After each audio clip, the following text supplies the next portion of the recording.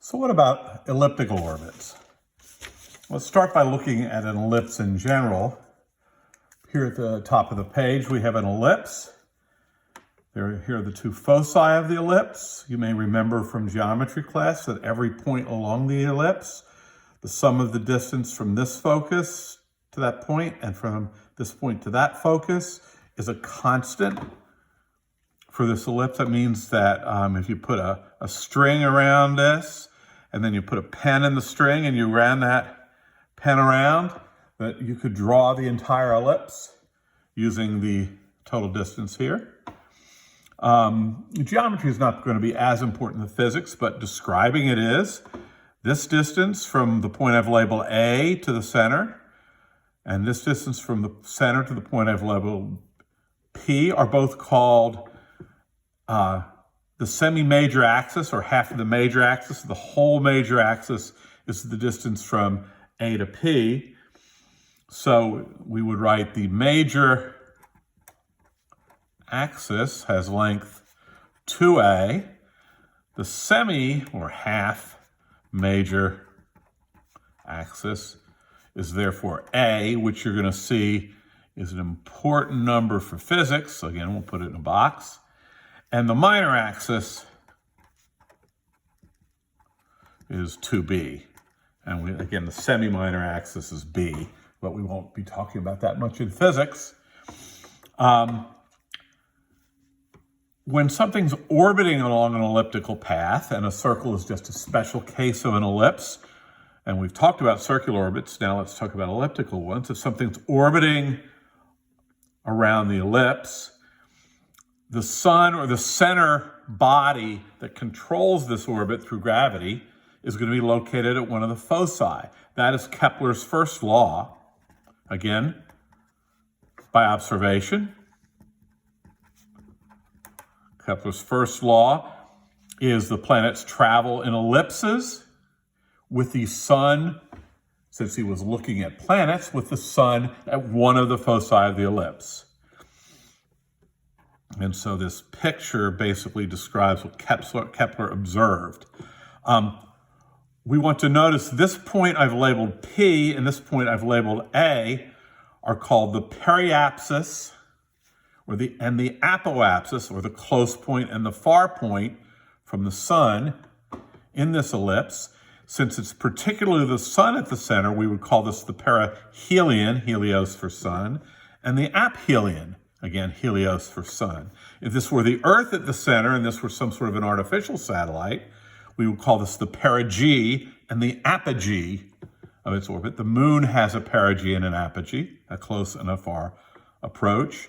If it were around Jupiter, for example, we'd call this the perijove and the apjove.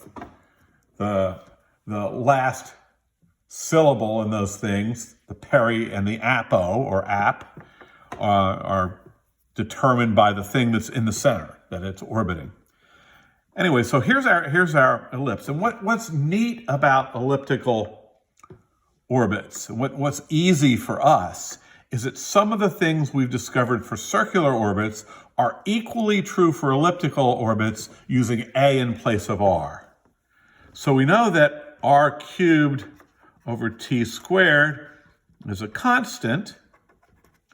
That is Kepler's third law. For an ellipse, it's true for A cubed over T squared. And this is extremely useful for finding elliptical periods or distances of things traveling in ellipses. We just finished a discussion about energy. We know that the total energy for something in a circular orbit is minus, again, it's negative, 1/2 g mass of the thing that's orbiting, mass of the thing that's in the center, over r. For an ellipse, that becomes minus, and we usually write it this way, g, mass of the satellite, mass of the center thing, which could be the planet or a sun, over 2a. That's the same thing with the 2r replaced with the 2a. This is extremely useful for calculating elliptical orbits. This total energy of the ellipse thing, again, it's an equation you need to know. It's not one that's given to you, But it's easy to derive this equation for the energy in a circular orbit and just replace the r with an a if you happen to forget the minus gmm over 2a.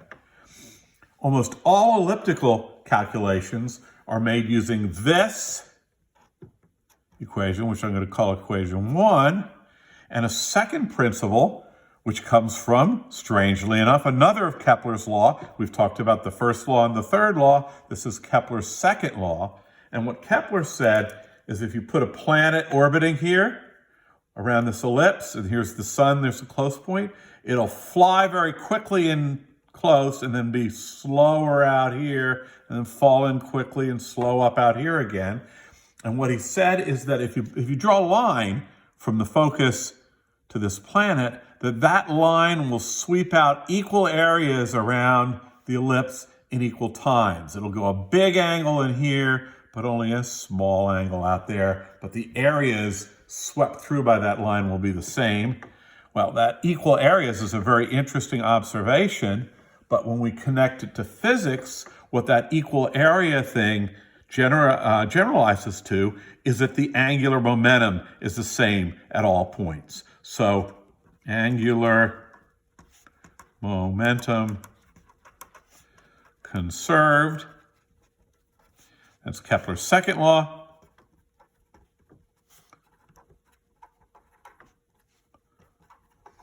And that turns out in practice, we use it at the apoapsis and periapsis. And so what we would say is angular momentum for point mass being mvr would be m v apoapsis r apoapsis equals m v periapsis r periapsis, where we've written this as a scalar and ignored the cross product. That's why we chose A and P, because the speeds at those points are perpendicular to the radii, and the cross product gives us a 1. The mass cancels out. And that second important equation is RAVA equals RP VP, comes from the conservation of angular momentum. That means if this is half the length of that, the speed at the perigee or periapsis will be twice the speed at the apoapsis. The ratio of the speeds is the opposite of the ratio of the distances. We would use that to calculate parameters, speeds, etc., in an elliptical orbit. An important thing to note is that RA plus RP, also RA plus RP, is 2 times A, or is the major axis of the ellipse. So if you add those two together, you get the major axis. This is used in the derivation along with 2, the derivation of equation 1, which I've already presented, and we've identified by similarity.